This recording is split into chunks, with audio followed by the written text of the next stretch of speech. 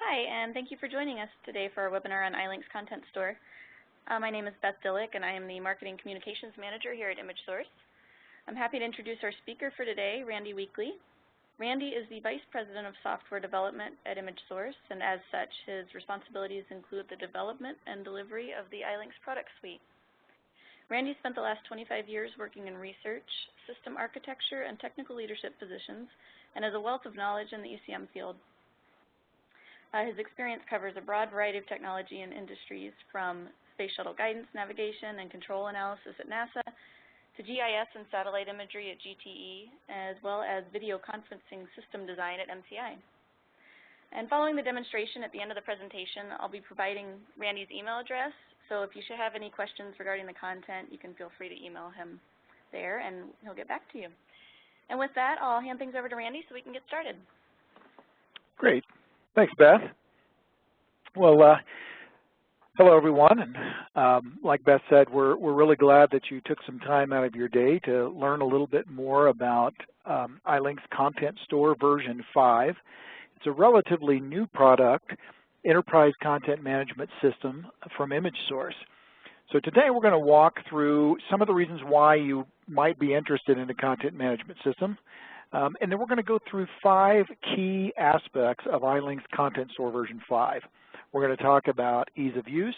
We're going to talk about flexible deployment options and how you can use those options to tune your operational costs. We're going to talk about ILINX security and a great feature called Notebook, which allows you to take content offline, work on that content, collaborate on that content, and then sync it back up with your central system when you're connected to your network again. And then we'll walk through a number of comprehensive document management features within the Content Store 5. I'll do a demonstration, and then we'll come back in and wrap up and do some Q&A. So if you're listening to this, it's because you understand that content management is a necessity in today's business environment, but you probably agree that a more accurate statement would be a better content management system is a necessity in today's business environment. And a recent survey conducted by International Data Corporation, or IDC, finds that information workers spend about half their work week performing document-related activities. And I'm sure if we all stopped and kind of thought about this, we'd come up with a similar number. And so that's not that hard to imagine. And so it should also not be hard to imagine that if we could find just the right enterprise content management system, that we could make our work week far more efficient and reduce some of this time that we spend working on and processing documents. The IDC study goes on to find that it's not just dealing with the documents, but also working with and around challenges that are associated with documents. So whether this is looking out into your file system, trying to find that document that you knew was there a month ago, or figuring out that, okay, it's lost and now I have to recreate it, or trying to figure out who has the latest version of a document because it's been emailed a dozen times to a dozen different people. These types of tasks surround the whole document management work that we do on a weekly basis and represent time-wasting challenges. Large amounts of our work week gone trying to work around these challenges. And this creates significant waste for not only the employees and frustration for the employees, but also for the companies. And these things can translate into slower, less effective customer service, which is a really bad place to go. The IDC study figures that it costs organizations, on average, over $19,000 per information worker per year for this document challenge in processing these challenges. This amounts to over 20% of an organization's total productivity. So to hang some numbers on that, if we had an organization that had 1,000 people, if we could figure out a way to address these time wasters, it would be like hiring 200 new employees. In this presentation, we'll show you how ILINX Content Store can improve productivity to reduce some of these time-wasting activities that we all get caught up in. Now, a couple of slides ago, I showed an IDC chart that suggested that it was about 7 hours per work week were spent researching and gathering information.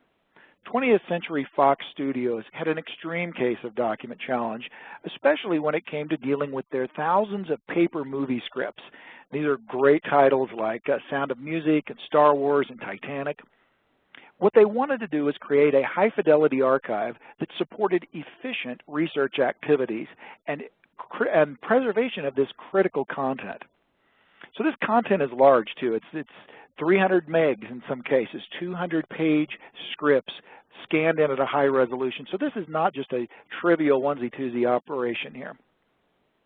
So they were able to create this historic preservation system for this very critical content. They've been able to streamline their research activities, and not only for the people that are involved in these research activities on a daily basis, but also for the ad hoc casual users that just come into the system. They need a simple system to come into and do research activities without getting bogged down by the system itself. So let's walk through these 5 key aspects, and let's start with how ILINX Content Store could be compared to an iPhone. So for those of you who are iPhone users, if you remember when you pulled that iPhone out of the box for the very first time, you didn't probably go rifling through the box and the documentation looking for that big user's manual or go Googling for instructions on how to use it. You just turned it on, and it was obvious how it used. It suggested to you how that you interact with the device, very intuitive ways. ILINX Content Store provides a similar intuitive interface that is just, it's easy to use, it's easy to understand right out of the box. You don't have to go hunting for a user's manual. It greatly reduces or even eliminates the need for training. Now, I'm sure when you think iPhone, one of the things that you think of certainly is the streamlined interface and the no clutter approach that Apple has been very successful with. And that was a design goal for ILINX Content Store as well, to provide a very productive, streamlined interface with no clutter, not bothering you with dials and switches that you won't use. We have quick folder access so that you can easily see what's checked out and never forget what's checked out throughout your system. Pinned documents, and I'll demo that later in the presentation, for accessing content that you want to tag and then work on later. As well, the ILINX Content Store interface is smart factored, so that whether you're using a desktop with a large monitor or some type of tablet with a smaller form factor, the user experience adjusts so that you get a very streamlined experience. Now, organizations may enjoy some of the business and the IT-related savings for a new software system, but poor user adoption will definitely negatively impact those savings. If the users don't fully engage with the new solution, then you're not getting your full return on investment for that system. And you'll see in the demo that the ILINX Content Store user experience is very intuitive and very streamlined. And we've seen consistently with our Content Store customers that user adoption is high and training costs are extremely low. The iPhone offers direct path to functionality. So very quick links to place a call, to get directions, or navigate to a website. Similarly, ILINX Content Store offers a variety of quick access functions. If you're looking at a document, you have a very quick access to download a PDF version of that document or email a version of that document or send a URL link to it, print it, rotate, annotate, and we'll go through some of that functionality in the demo. Now, while you do install apps on your iPhone, it's unlikely that you have to go track down a system administrator to supply the necessary credentials to get those apps installed. With Content Store, the product is entirely browser-based. There's no ActiveX controls, there's no elevated privileges required to get up and running, and software patches and upgrades are applied on the server, so there's nothing required on the client. Now, your iPhone, if you're like me, you probably have installed a number of applications to fine-tune that environment for your productivity. And whether that's personal or business, you've installed some applications that help you do different things.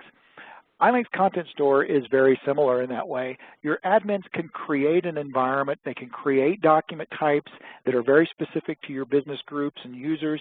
They can create those user and group structures and provision out those applications so that those users have just the right access to the content. They can assign permissions that tell what the users can do with that content, whether they can print it, email it, delete it, update, or whether they even have access to that particular document type. As well, they can assign rights within the user interface to streamline the operations that are available on specific pieces of content so that the user isn't overburdened with a bunch of stuff that they won't need. It's fine-tuning their access into that content.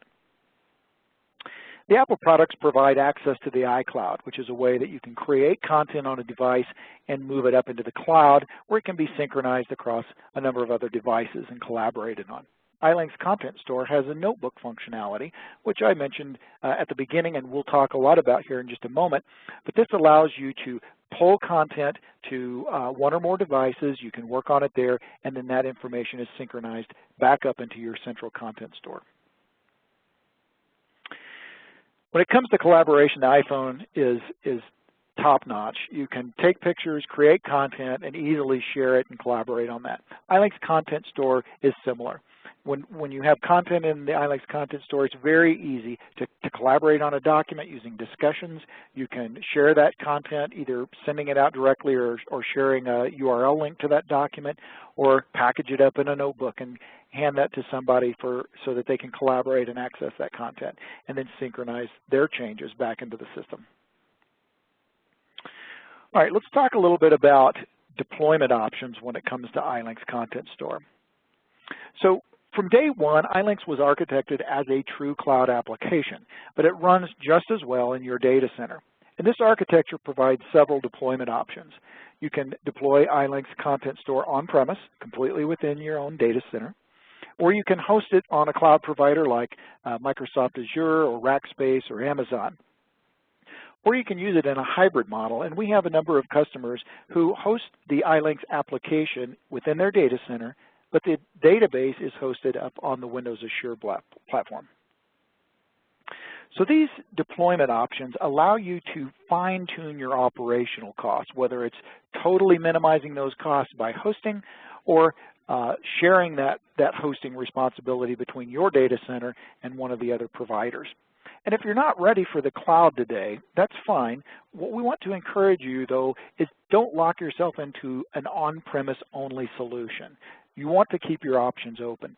And because ILINX stores everything in the database, it's very easy to change your deployment. So you can deploy into your data center today, and if some point it makes sense to go to the cloud, that's a very easy switch. ILINX provides extremely fast deployment. It's built on the very latest Microsoft.NET technologies, and this helps simplify the installation and configuration, as well as minimizing the deployment footprint. All you need to get up and running is a modern Windows server running Internet Information Server, or IIS, and a SQL Server database. In literally just a few minutes, you can have an ILINX base install up and running. Now, honestly, to get a full production deployment up and running with the appropriate configurations, security, application definitions, etc., is going to require a full project with detailed planning, construction, testing, and rollout activities. We feel very strongly that the base install of the software should not be the complicated part of your project. Now, I mentioned earlier that all of your content is stored in the SQL Server database, so let me just talk about that. Your content, your metadata, and your configurations by default are stored in a single SQL Server database. Now, this delivers a lot of cost savings.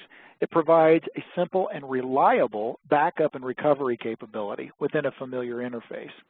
As well, you can take advantages of some of the SQL Server advanced capabilities like data encryption, compression, mirroring and replication, clustering for scalability and for high availability. Number 3, let's talk about security. One of the primary goals of ILINX Content Store was to ensure the integrity and security of your content, to make sure it's kept safe. You can apply complete content and metadata encryption to your entire system.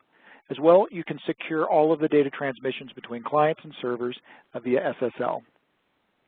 Content Store leverages Microsoft Active Directory federated services, which means you can easily tie it into your corporate Active Directory, or using some of the federated services, you can go out to other LDAP compliant directories as well.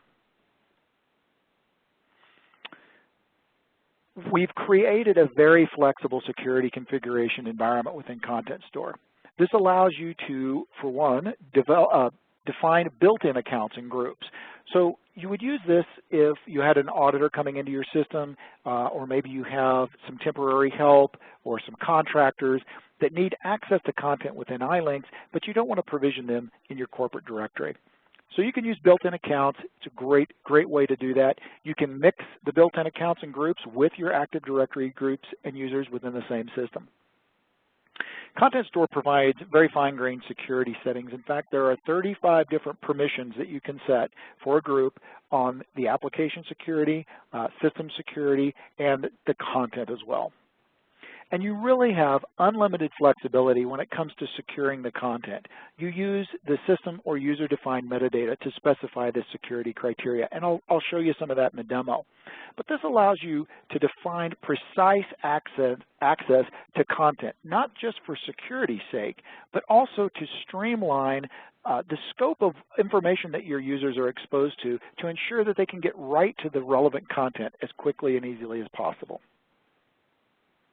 All right, let's talk about the notebook, and this is a really exciting feature of Content Store.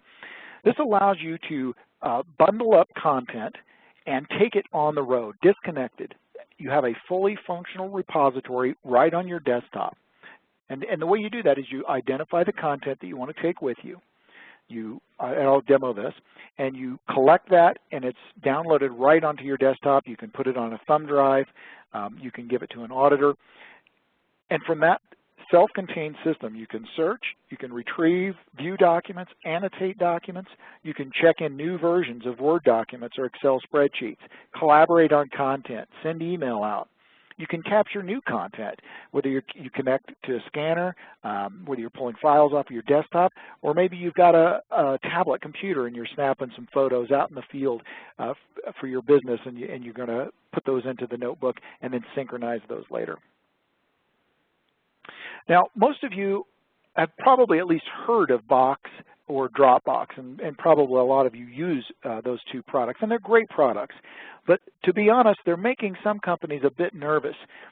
The thought of having corporate information floating around out on a number of users' devices, some of which are not even the corporate devices, they're a home laptop or an iPad, and this content is just literally sitting on those hard drives. You can open Windows Explorer and it's just sitting right there in front of you. So this is making companies kind of nervous about this. ILINX notebooks are far more secure. They are completely encrypted and password protected. The information, the content is not just sitting on the file system. It is within this very secure notebook. And additionally, like if you're going to grab some content out of your Content Store and you're going to give it to an auditor to take with them, you can do what we call time bomb that. And that is that you establish a date, whether it's 30, 60, 90 days in the future, or maybe some specific calendar date, after which no one can access that notebook. So that notebook essentially becomes permanently sealed and encrypted, so there's no way you can get at that information. So you've done all this. You've grabbed your notebook, you've identified your content, you're out on the road, you're updating, you're deleting, you're putting annotations on the documents, snapping pictures and putting into the notebook. When you get back into the office or connect to your network, you push a button and this information is synced up into your ILINX Content Store central server. Now, Content Store handles all of these possible content collisions. So maybe someone else had grabbed a copy of that workbook, or that Microsoft Word document or Excel spreadsheet, and they've made changes. All of these collisions are handled automatically through versioning, so no information is lost. And you can also refresh a notebook, so you can grab that content, push it back down into the notebook, or even add additional content to an existing notebook. Complete document management, and we're talking about comprehensive features within Content Store that really round out the content management capabilities of this product, starting with the built-in capture capabilities. This allows you to onboard content from a scanner, camera, or dragging and dropping content from your desktop. The Content Store has a streamlined document indexing interface that supports things like dynamic field lookups, dependent pick lists, type-ahead searching, validation and masking for fields, as well as sticky fields if you're doing bulk type of scanning operations to make that process very easy. And when you have images in the system in that capture interface, you can easily cut, copy, paste, drag, and drop these images before you submit them to the repository. Content Store provides very precise searching so you can deliver relevant results. You can use any combination of system or user-defined fields within your search. You have a number of search operators as well as and or conjunctions to put different criteria together. Once you have your results, you can sort any of the data columns. And there's a couple of other searching options as well. You can do a quick search with a global full text search, so think Google, goes across the entire repository. Or you can do a quick application folder browsing just by double-clicking on the application, shows you the content within that application. Comprehensive version control, so check in, check out of major and minor revisions for content. You can access document history, so everything that's been done to that document up to that point. And you can secure access to these versions so that maybe one group of user, you want them only to have access to the latest version of the document and they cannot see that historical versions of the document. You can access a quick list of checked out to me, and I'll show that in the demo.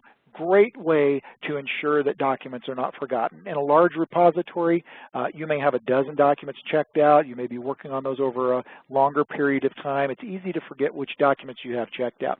So this is a great way to make sure that none of those get forgotten.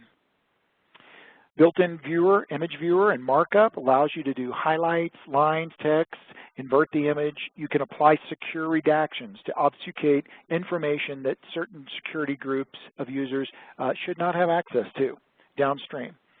You can create collaboration notes and discussions around content. As well, you can pull up two documents side by side. Content Store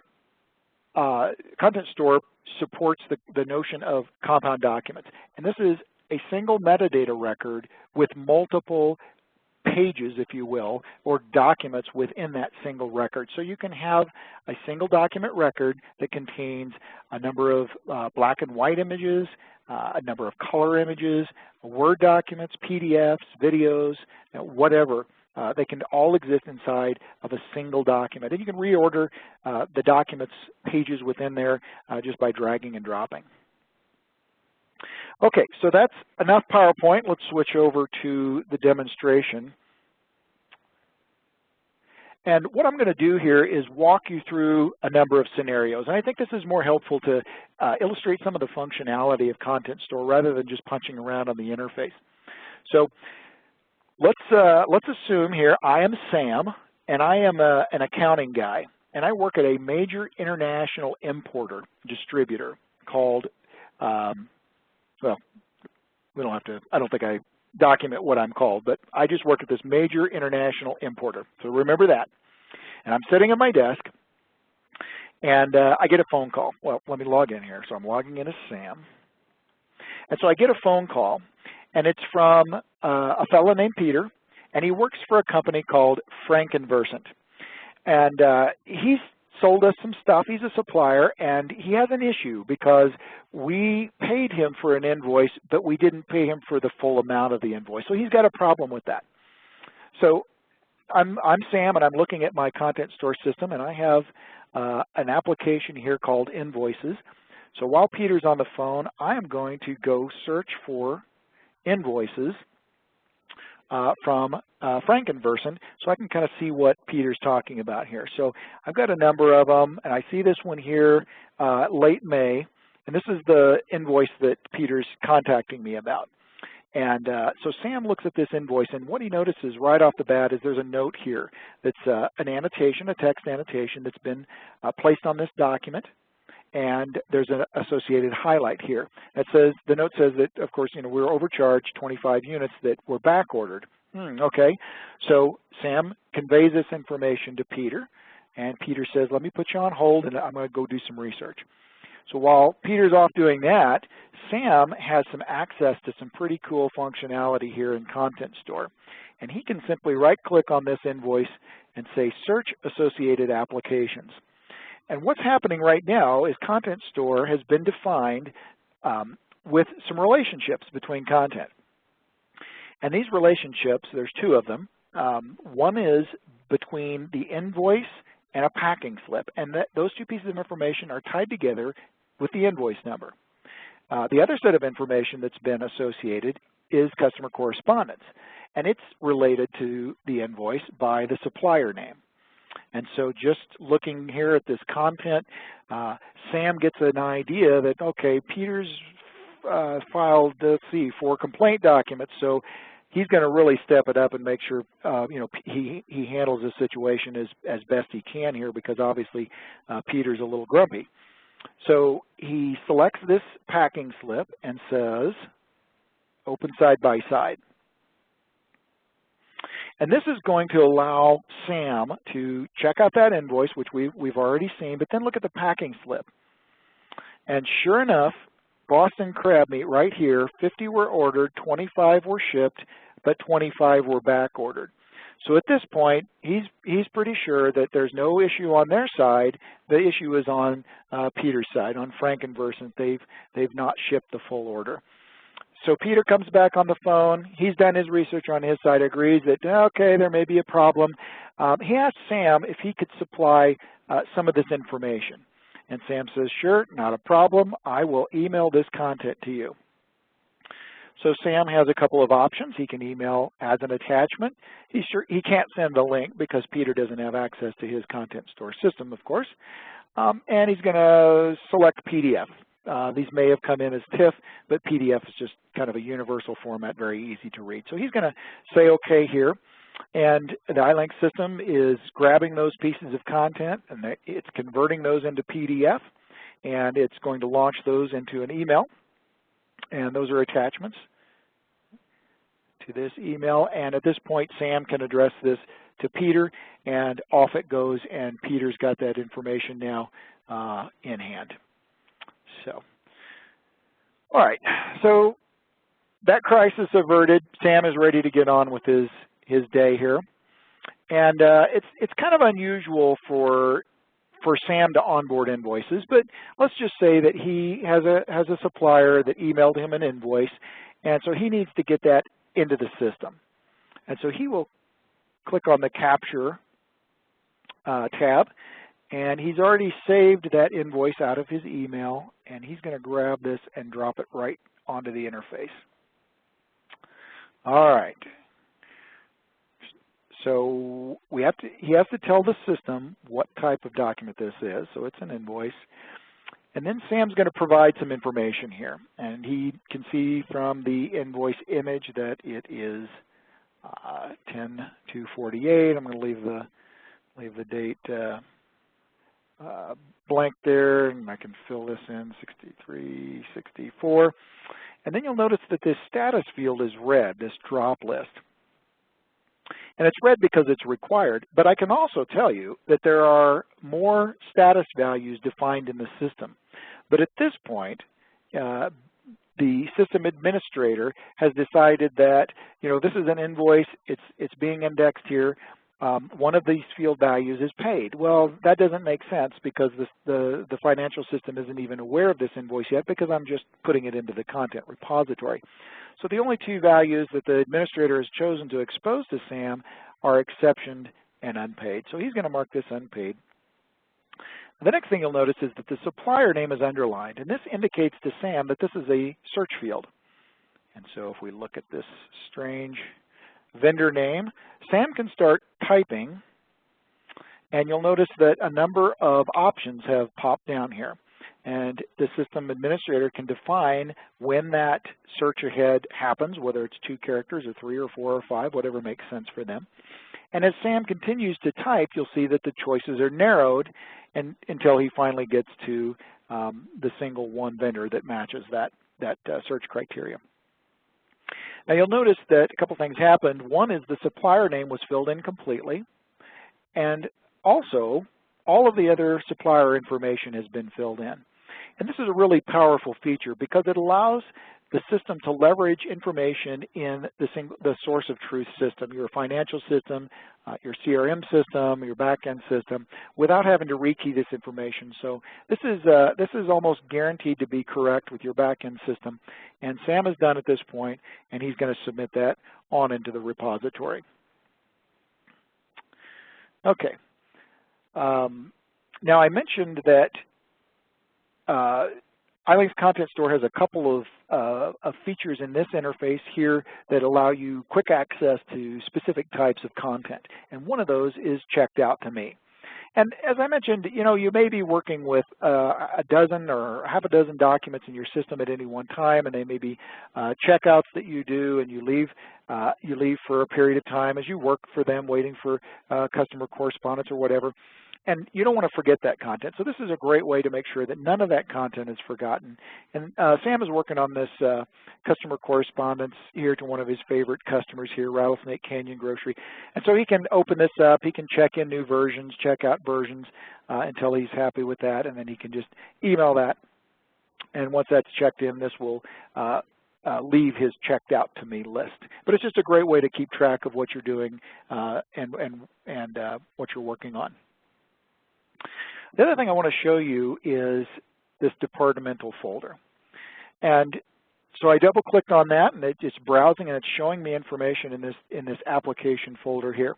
And what you'll notice is that there are content in here that has either the department set to accounting or the department set to all.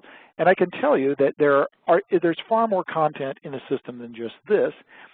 And there's many different departments. And I'll show you when we go into the admin section how this is configured. But basically, the administrator has specified that for Sam and other people in his group, they have access to content where the department is set to accounting or the department is set to all. So this is a nice way you can have an application that services many different lines of business, but yet the content is streamlined down to just the specific needs of the user groups. Okay, so the other thing Sam can do, if he's interested in, we got the 4th of July holiday coming up here, so Sam's interested in seeing what days off are looking like. So he can execute a global search, and this goes against the entire repository, and he's found a couple of documents here talking about his company's holiday vacation schedule. So that's just another way that you can quickly search and find content in Content Store. Okay, so that's it for Sam. I'm going to log out, and I'm going to log in as a system administrator. And when I log in here, you're going to notice a couple of things. The system administrator, of course, has access to all of the applications that are defined, so his list is longer, and he's got an admin tab there at the top, and we'll talk about that in just a minute.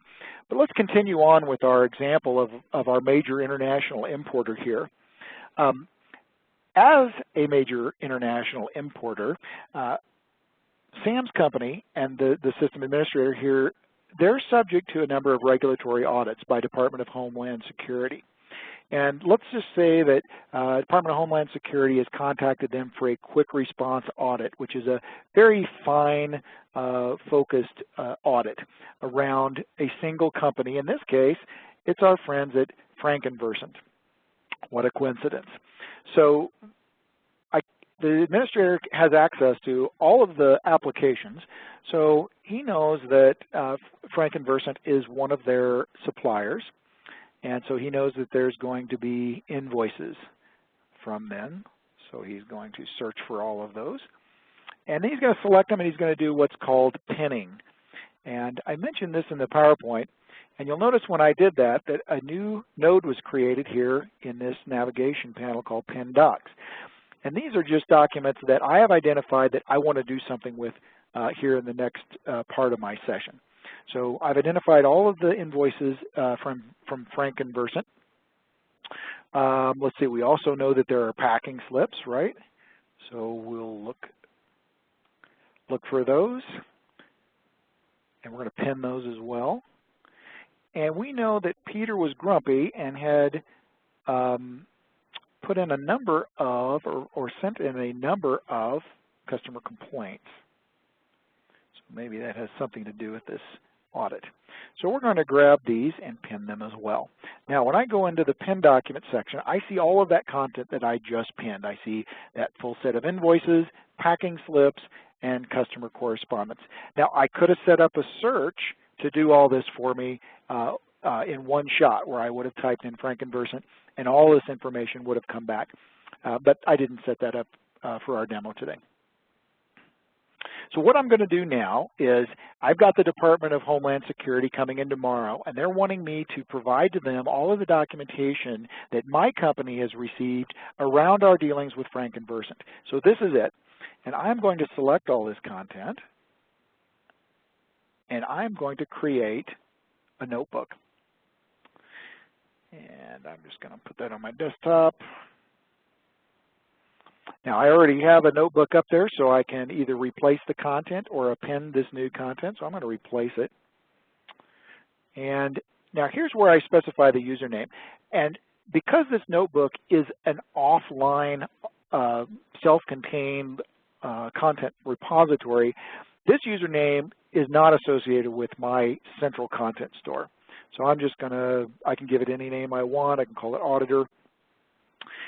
I could create this as a read-only notebook. So maybe I want to do that. Maybe it's just for simplicity's sake. I don't want the auditor to think that if he makes changes, they're going to end up back in my system or something. So I could create a read-only version for him. And then I mentioned the time bombing. So in this case, I could set it to 30 days from now, 14 days, 7 days, or I could select a specific date. And for some reason, August 22nd is a magical date for this particular audit, and beyond that date, I don't want the auditor to be able to access this notebook at all. So I'm going to time bomb this notebook for August 22nd, and then I hit OK. Now what's happening right now is a couple of things. One is the content store system is creating that mini content store set of application executables, and it's bundling that information up for me. The other thing it's doing is it's going out to these 3 applications, and it's grabbing that content and this metadata, and it's bundling that all up in one tight little bundle, and then it's going to download those on my desktop. So that's all done. And I can go out here, desktop, there's my ILINX notebook, and here's a set of files. I could grab these and I could put those on a thumb drive. I could burn them onto a CD or DVD. It's a very small, it's about 20 to 25 meg for the application plus whatever content you've collected and want to include in that notebook. But if I just simply double click on this, it's going to launch the notebook, and it's going to look exactly like the content store that we've just been looking at. But this is the notebook. Now, I'd like to be able to unplug from the network and prove to you that this is a fully functional content store system on my desktop, but of course, that would interrupt the demo, so I won't do that. I log in with the username and password that I specified when I created the notebook, and it's going to log me in, and there is the content that I identified. All of the content for Frankenversant right here at the auditor's fingertips. They can do everything that they could do with the full system. He can email, update, create new versions, annotate these documents, print these documents, email these documents, all of that. He could scan new content into here. Now, I may or may not let him update that information in my system, but if I were going to allow that, he could simply push this button, and the changes he's made once he's connected to my network and my content store system would be uploaded into my central system. And of course, he would have to authenticate with that system as well. And you'll also notice here in red that this notebook expires in 51 days and 7 hours, and that's because I've applied that time bomb for August 22nd. So hopefully you'll see this is just a really powerful tool to collect content, take it offline, whether you're the one doing the work yourself, claims adjuster, taking some pictures out of the customer site, updating the client records and then synchronizing, or whatever your use case is, handing it to an auditor, giving it to a temporary research assistant to perform research on the content, whatever it is. This is just a great tool to be able to securely collaborate, and take content offline. Okay. So let's go quickly to the Admin tab, and I will show you just a couple of things here. Now, the applications are the heart of the system. These are the document types, and they have within them, let me just open one of these up, the metadata definition that's associated with these documents. So these are unique to each type of application, and you can have date and text and decimals, and you can set maximum lengths and whatnot, whether they're required, whether they're restricted. This is where you would go establish your lookup criteria and validation criteria and masking default values and whatnot. Now, scanner settings, this is very interesting for you administrators that get frustrated occasionally with users who scan in an invoice at 600 DPI full color and create a 50 meg 5-page invoice document. With the scanner settings, you can define how you want to capture information into this application. And you can say, I want it 150 DPI and I want it black and white, so that you're not having to store all those silly full color 600 DPI images. Okay, so let me back out of here. The other thing that we demoed was the association concept. And this is the ability to associate different applications together based on a piece of information. So let's work this backwards. Let's create an association here. And I selected the packing slips application, so that's our source application. That's where the information is going to come from. And specifically, it's going to come from supplier name. And I want to link the information from packing slips to my agreements application and the vendor name. So in our previous example, if we had been looking at that packing slip from Frankenversant, I could have right-clicked and said show associated content, and it would have pulled up the agreement for Frankenversant as well. So that might be helpful if I'm trying to understand what my discount would be, or my early pay discount, or penalties for late payment.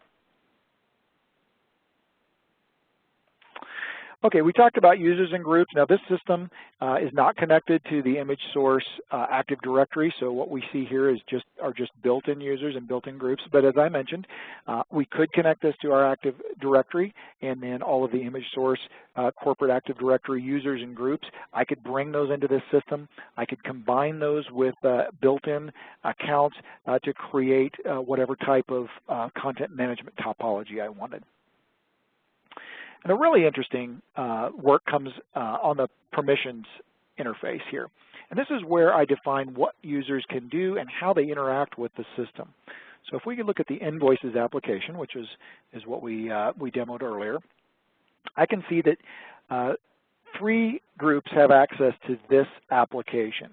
And if I click down through these groups, you'll notice on the right that the set of permissions that they have changes. So the telerep, very restricted access. They can basically search for documents and view documents, and that's about it.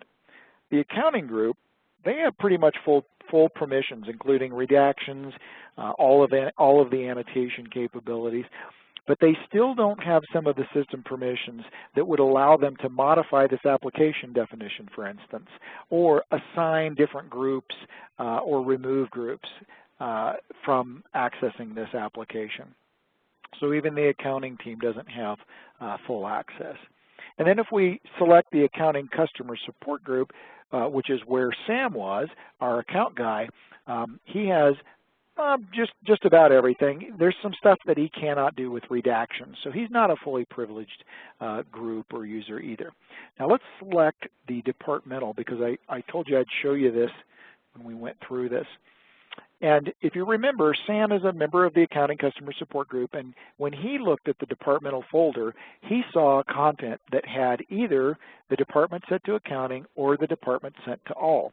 And this is where you define this. And through this interface, you can define really any type of criteria you want. I could extend this and say that Sam can also see content where the department is equal to technical support, for instance. And so now if Sam went back in there, he would see accounting all, and technical support documents where those were the values for the department field. So you can see that you could create an environment where users have just access to the right content to do their daily work and reduce some of that 18 hours a day spent trying to find content. All right, and lastly, there's this General Settings tab. This is an area where you can go and set default limits. So back when I issued that global search for the holiday, when Sam was looking for his holiday schedule for the 4th of July, I mentioned that does a full text search across the repository, which can be concerning if you have a large repository. But these values here limit that search so that it only returns the first 30 or the first 1,000, so it doesn't significantly impact your back-end system as it looks for that information. There's some instructions that you can tune here. You might have noticed as we walked through the demo, a couple of the landing pages had some quick tips, 1 through 3. Here's how you get started.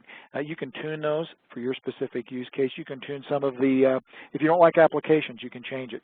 Call it document types, categories, libraries, whatever makes sense for your user community. Okay, let's go back to the PowerPoint and wrap up here. So when we look across the content management needs today, what we see are 2 different areas.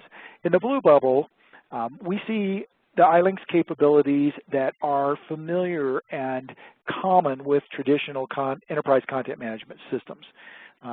Capture and precise searching and fine-grained security. But when we look at the gold bubble, we see features that ILINX has that are in common with the more consumerized, these newer cloud-based content management systems. But when you look at the 2 bubbles, a lot of the traditional enterprise content management systems in the blue lack the features in the gold bubble. And similarly, some of the new cloud-based content management systems are lacking the features in the blue bubble, like advanced metadata and content management features. So what I hope you've seen today is that ILINX Content Store has a comprehensive set of content management functionality that covers both the blue and the gold. And all of these features and functionalities are great, but they really need to translate into some benefits. And we believe that the benefits for Content Store are the easy-to-use interface that promotes high user adoption and lowers or eliminates training costs. The flexible deployment options allow you to fine-tune your operational costs, whether you're doing cloud or on-premise deployment or some hybrid. And the rapid setup. This allows you to get systems installed and running quickly, but also to expand your system by creating new applications and responding to changes in your business very rapidly. We demoed the notebook feature, that secure offline content bundle that's encrypted and password protected and time-bombed. It allows you to make changes and then synchronize those up. Very powerful feature. And when you consider all of these capabilities, we believe that ILINX Content Store provides an unmatched return on your investment. So those are great things all by itself that Content Store provides, but we want to just quickly make you aware that there's some other great products within the ILINX suite that allow you to enhance and extend some of these Content Store benefits throughout your enterprise and even to systems that you already own. For instance, ILINX Capture. This is a great production level capture product that meets even the most demanding capture volumes. It also includes a very powerful workflow capability that allows you to streamline your business processes. ILINX eForms provides electronic forms capabilities to collect, validate, and deliver input data across a wide array of devices. Oh, and by the way, there are upcoming webinars on both Capture and eForms, so keep an eye out for those announcements.